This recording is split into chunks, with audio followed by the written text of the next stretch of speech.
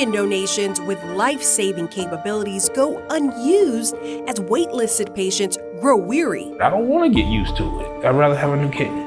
Then, stunning video showing the rise in cargo theft on trucks and trains across the U.S. It's organized crime at the highest. And the real reason why your child doesn't need a safety seat while flying. When systems fail, people pay the price. We trace the damage, expose the truth, and fight to fix it. This is Uncovered by Atlanta News First Investigates.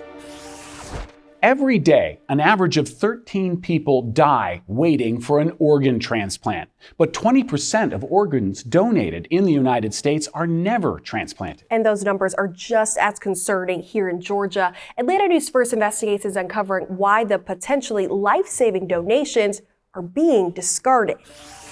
Throwing discs with them. Christina Hernandez and her daughter, Hannah Wood, walked through East Roswell Park with this specific destination in mind, Disc Golf Hole 7. The area dedicated to Cesar Hernandez. The plaque here memorializes the beloved father and husband. We love this park. I feel closer to him. Like I feel like he's here. Ace number 5. Aside from his love of disc golf and family, So full of life. Caesar loved to have fun. he enjoyed lip-syncing contests. His widow, Christina, says just like with singing, he gave everything his all in life. So it comes as no surprise, even in death, he's given his all too, as an organ donor. Does it feel like 2 years? Yeah, some days it does. Some days it feels longer than 2 years. Some days it feels like a lifetime that he's been gone. Okay, now place one hand on his forehead and the other hand under his neck and tilt his head back. Okay, baby. Stay with Okay. me. It's harder for him to breathe on his back. I'm rolling him back over. Baby, stay with me. Stay with me, please. Oh my God, this is so scary. Baby, I love you so much. Please stay. Caesar died from an aortic rupture, tear in the wall of a major artery back in 2023. Since then, Fully processing the loss, I don't think has yet occurred because I've been in survival mode since then. Mama's got you.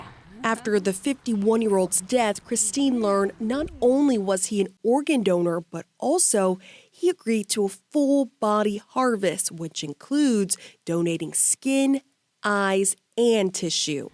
That is the epitome of Caesar. Give everything, leave nothing on the table kind of thing. So, and he did. His organ donations transformed and saved lives. An Atlanta News First investigation found saving lives is not always the case with organ donations.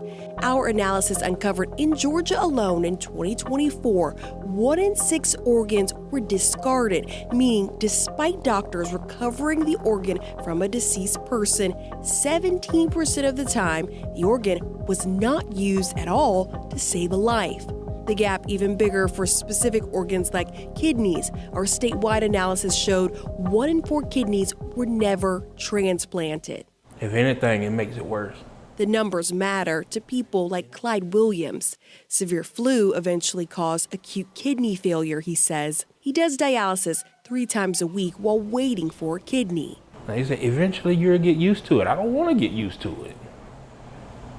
I don't want to get used to it. I'd rather have a new kidney. Does that keep you up at night, that like your future could look different if you don't get what you need to get from being on this waiting list? Yes, it does. At times it keeps me up. His health deteriorating, leading to a leg amputation. At 42 years old with 2 active sons, he misses being able to run around with them. I'm in this chair.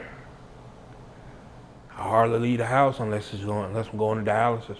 So when organs go unused, it not only costs patients like Clyde time, but also money. His older sister created a fundraiser for all the mounting medical fees. I was just watching him and I thought about how how good of a person he is and what he means to me and the kids, and just so many things as my baby, right? The agency which facilitates the donation process says the rate at which organs go discarded reflects a national crisis. Across the U.S., 20% of all organs are never transplanted. We are as concerned as everyone else. We don't like that when an individual or their family has chosen to share that precious gift, for it to not be used. It can be heartbreaking for the family. It's a secondary loss.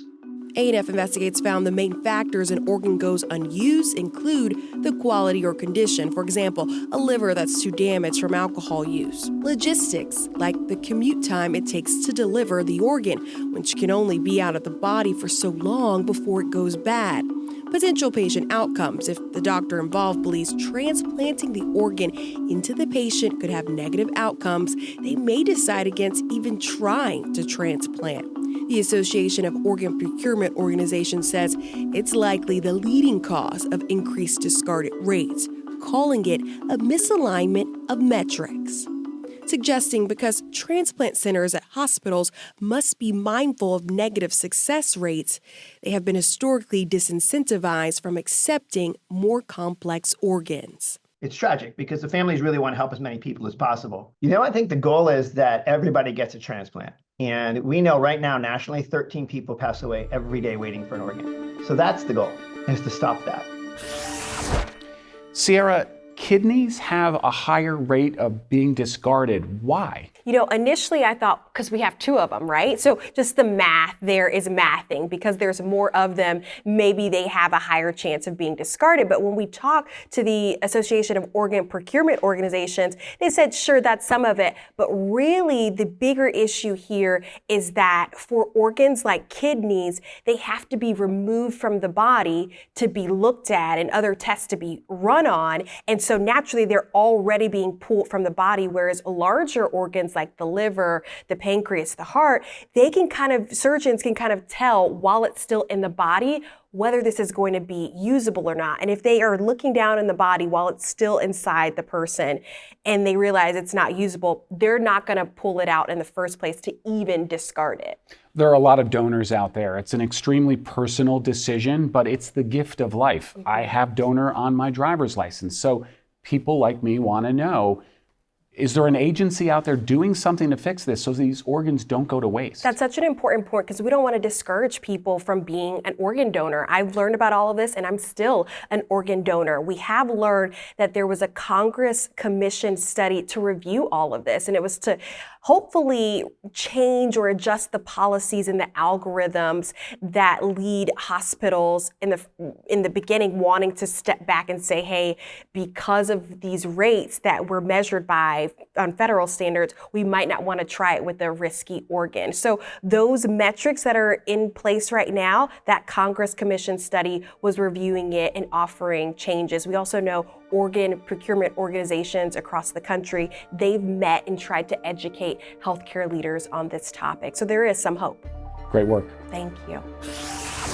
Cargo theft on the rise, with crooks targeting trucks and trains. Atlanta News First Investigates uncovers what could help crack down on the nationwide problem.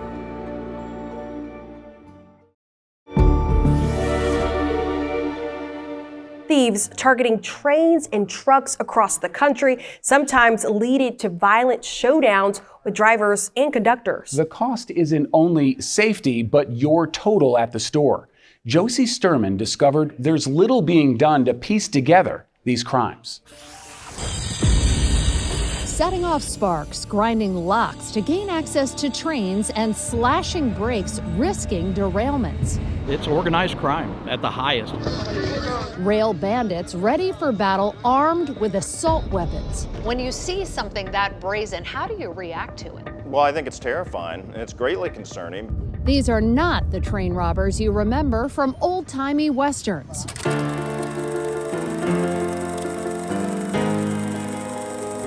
These are sophisticated, high-stakes cargo thefts, disrupting rail and putting lives at risk. This is a dangerous business. an illegal enterprise that experts say is accelerating, with a 40% jump in cargo theft in 2024 alone. It is an economic issue. It is a supply chain issue, but this is a human issue too. And it's not just a problem for rail. Organized multinational crime rings are also targeting commercial trucking. Police department, if anybody's inside, let us know. Our national investigative team filed records requests across the country, obtaining police body camera footage, photographs, incident reports, and court files from cargo thefts involving trucks and trains. Well, they took almost everything. Yeah. We discovered police footage that shows thieves snagged thousands of dollars in Beats earbuds from this truck hijacked from an Arizona truck stop. Pictures that detail a ransacked tractor trailer in Colorado, picked clean of more than $1 million worth of Nintendo gaming consoles. Court records that outline a cargo theft spree across Georgia and Virginia, netting robbers nearly $2 million in copper and electronics. Evidence videos from a case outside Phoenix that capture brazen thieves taking selfies, dressed in tactical gear and carrying what looks like a grenade launcher. And one incident report that details shots fired near a conductor in a Memphis rail yard as boxcars full of Nikes were broken into. Another burglary in that city captured on surveillance cameras, thieves stopping their efforts just long enough to punch a defending truck driver right in the face. I think that our industry has been shy about talking about cargo theft because nobody wants to know that their cargo, their freight, their truck got hit. Chris Spear, president and CEO of the American Trucking Associations, says he can't afford to be silent anymore. Neither can his main competition in transportation, Ian Jeffries, who leads the Association of American Railroads. Historically, we may have worked in parallel, but not necessarily arm in arm, and we've taken a new tack this time around. Moving together to try to crack down on a crime that experts tell us is often handled as either an insurance claim or a one-off criminal case at the local or state level. Our team did find dozens of cargo theft cases prosecuted by the feds, though. But we discovered there's a massive hole in the net for catching cargo thieves, because while the FBI does lead some regional task forces and tracks voluntarily submitted data, there's no specific nationwide coordination on cases at the federal level. It's something that goes well beyond most companies' ability to combat, which is really why we need stronger leadership by the federal government in coordination with the state and local governments. I think a lack of coordinated, consistent, and centralized data is absolutely contributing to identifying what is a much larger issue across the entire supply chain. Both the rail and trucking industries believe a piece of legislation in Congress can help, the Combating Organized Retail Crime Act, or CORCA.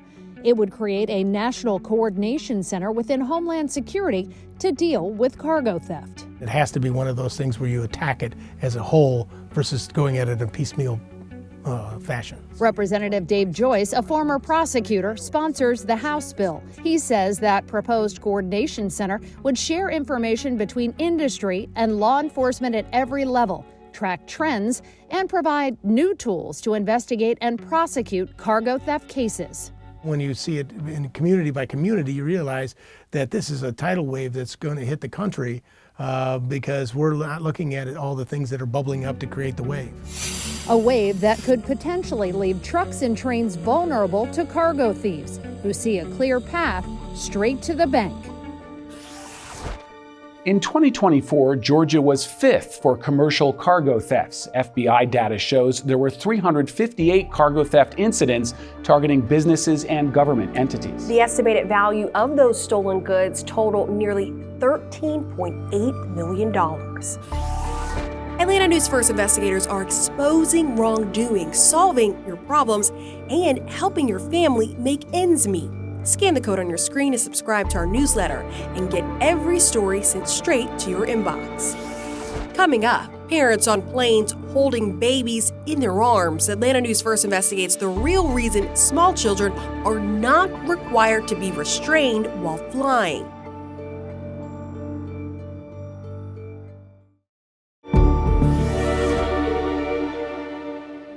infants flying on their parents' laps on commercial airlines. Atlanta News First Investigates uncovered the surprising answer to why car seats are required on the road, but not in the air.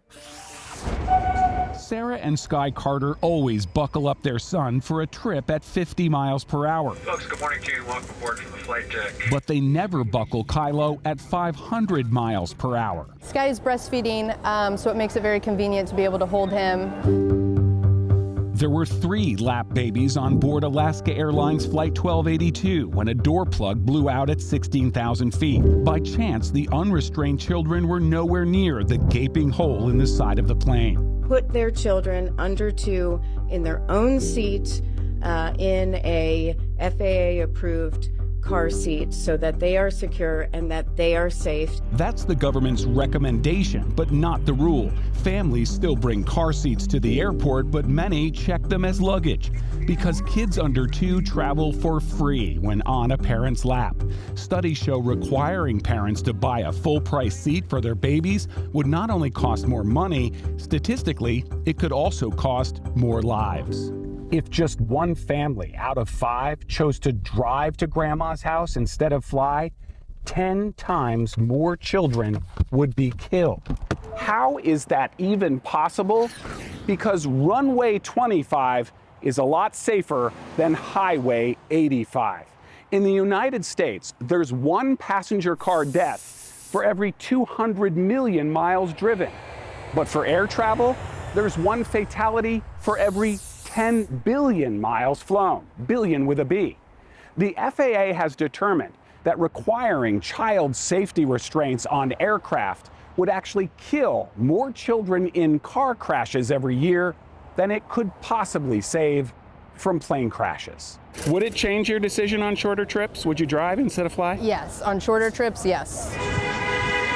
During our interview, there was a car crash just outside the Atlanta terminal. In fact, ambulances at the busiest airport in the world respond to far more car crashes than plane crashes. Canada's aviation authority made a similar calculation as the FAA after a lap baby was killed there in a plane crash in 2012. Transport Canada determined a safety restraint requirement would kill 10 more babies on Canada's highways over the same decade that would save just 1 from a plane crash.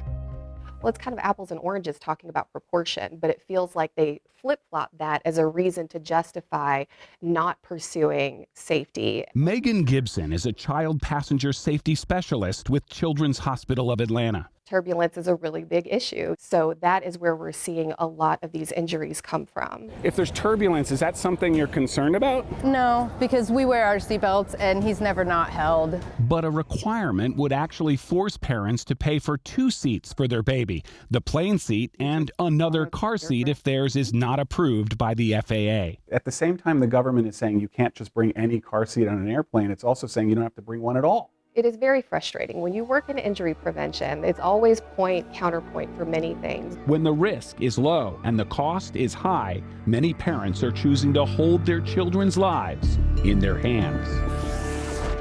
Brendan, this story was so interesting. We've got that older study that's saying, hey, if you make this a requirement, there will be more deaths because more people will be on the road. But then you have that newer study from, I think, about 2019, essentially saying that's a weak argument. Well, it's statistical homicide if it changes behavior. And so if you're going to tell a family, hey, you've got to pay more money to fly to grandma's house for Thanksgiving, they're going to drive, especially if it's in that distance, say, from Atlanta to Jacksonville. It's that kind of distance that we're talking about. You know, Atlanta to Memphis. Are you going to drive or are you going to get on a plane? And a $200 difference of having to buy a ticket for a baby and a car seat, if it's mandated, that might make the difference. And statistically, that would lead to more deaths. The question is, since it's never been tried, we don't know what people would actually do.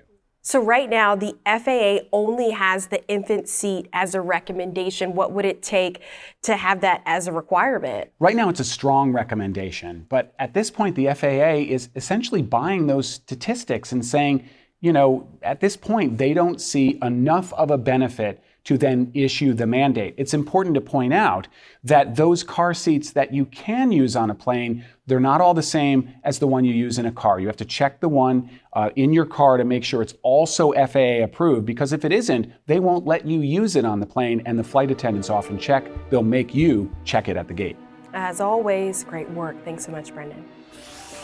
You can listen to all of our extended conversations on these stories right now on our podcast, Behind the Investigation. Just search Atlanta News First on your favorite podcast platform. You're watching Uncovered by Atlanta News First Investigates, a weekly hour-long investigative show with new episodes launching every Sunday at 7.